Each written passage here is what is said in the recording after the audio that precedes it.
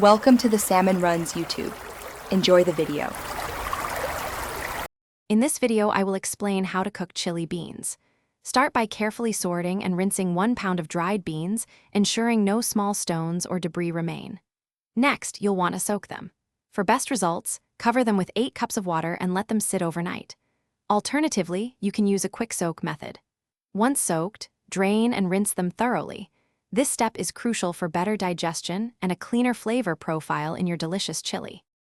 Now, let's build that incredible flavor base. In a large pot, heat 2 tablespoons of your preferred cooking oil. Add 1 large chopped onion and 3 cloves of minced garlic, sautéing until fragrant, about 3 to 5 minutes. Then, introduce 1 pound of ground meat, like beef or turkey, browning it thoroughly with the aromatics. Remember to drain any excess fat for a healthier, richer chili. This is where the magic happens with our spices.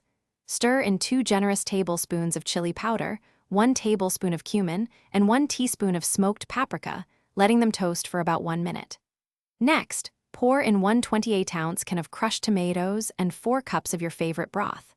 Bring everything to a boil, then reduce the heat and let it gently simmer for 1 to 2 hours, allowing the flavors to meld beautifully.